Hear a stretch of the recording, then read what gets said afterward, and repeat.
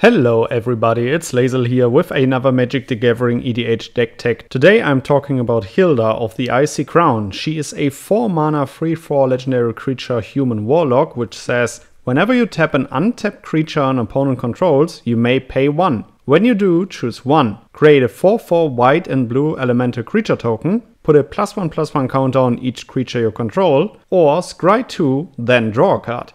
We are going to win the game by tapping down our opponent's creatures, generating a lot of value with Hylda and probably overrunning them with a buffed up army of white and blue elemental creature tokens. Creatures that will help us are, for example, Charade of Numbing Depths. She is a 4-mana 2/3 which says when Charade of Numbing Depths enters the battlefield, tap target creature an opponent controls and put a stun counter on it. Whenever you tap one or more untapped creatures your opponents control, draw a card. This ability triggers only once each turn. Bowler Slinger 4-mana 2/2 with backup 1, and whenever this creature attacks, tap target artifact or creature an opponent controls.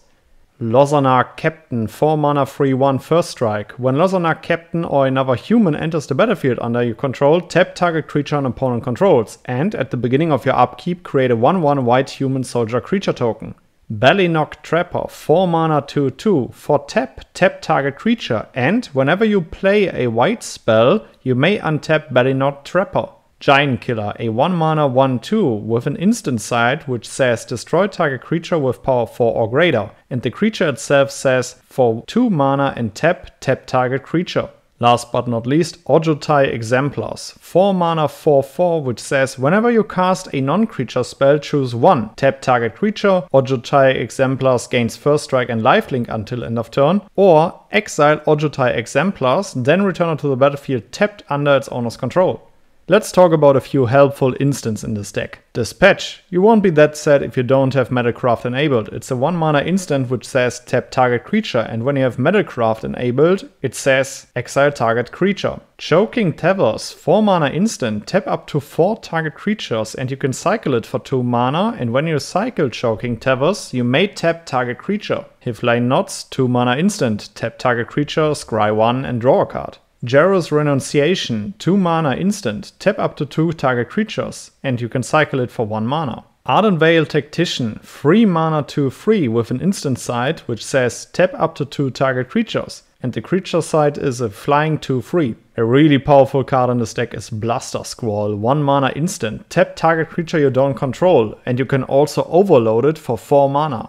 There are a lot of helpful enchantments and artifacts for this deck type. For example, Citadel Siege, 4-mana enchantment. As Citadel Siege enters the battlefield, choose Khans or Dragons. Khans says, at the beginning of combat on your turn, put 2 +1/+1 counters on target creature you control. But we will choose Dragons as, at the beginning of combat on each opponent's turn, tap target creature that player controls. Icebind Pillar, 3-mana snow artifact. For 1 snow mana and tap it, tap target artifact or creature. Debtor's Pulpit, 5-mana enchantment aura with Enchant Land, and Enchanted Land has tap it to tap target creature. Grasp of the Hieromancer, 2-mana enchantment aura, enchant creature. Enchanted creature gets +1/+1 and has, whenever this creature attacks, tap target creature defending player controls. Just as Ghostly Touch, 2-mana enchantment, enchant creature. Enchanted creature has, whenever this creature attacks, you may tap or untap target permanent. Last but not least, Thassa's Deep Dwelling, 4-mana 6/5 indestructible. As long as your devotion to blue is less than 5, Thassa isn't a creature. At the beginning of your end step, exile up to 1 other target creature you control, then return that card to the battlefield under your control. And she also has an activated ability which says for 4 mana you can tap another target creature.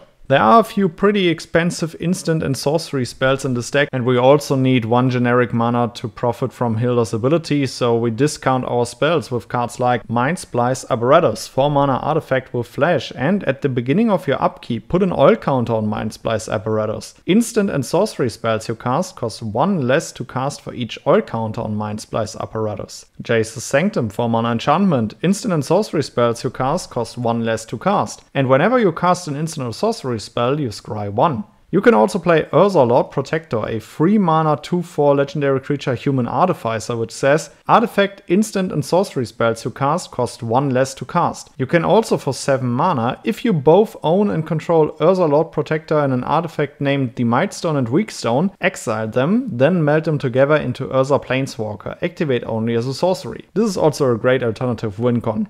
Due to the fact that we are playing in Azorius colors, we also play the nastiest counterspells we can find. For example, Dovin's Veto, 2 mana instant, this spell can't be countered and counter target non-creature spell. Absorb, 3 mana instant, counter target spell and you gain 3 life. Cryptic Command is probably the best counterspell in this deck. 4 mana instant and you choose 2.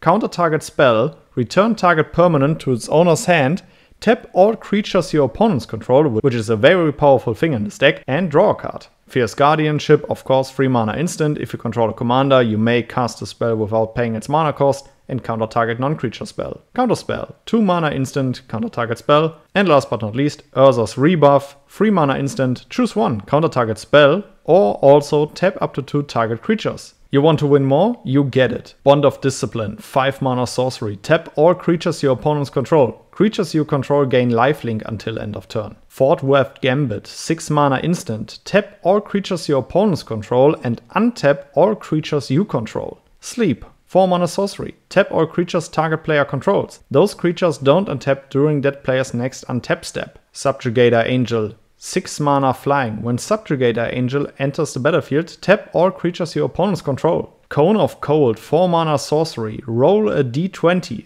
If your result is 1 to 9, tap all creatures your opponents control. 10 to 19, tap all creatures your opponents control. Those creatures don't untap during their controller's next untap step. And if you roll a net 20, tap all creatures your opponents control. Those creatures don't untap during their controller's next untap steps. Until your next turn, creatures your opponents control enter the battlefield tapped. And last but not least, Giv'Sarai Monk, 5 mana 3/2 flash flying. And when Giv'Sarai Monk enters the battlefield, tap all creatures you don't control. Alright guys, I hope you enjoyed these few cards that I will play in a Hylda of the Icy Crown deck. If you want to add any more cards, just let us know down in the comments below. Let me know which legendary creature I shall feature next, and then I would say see you in the next video. Goodbye guys.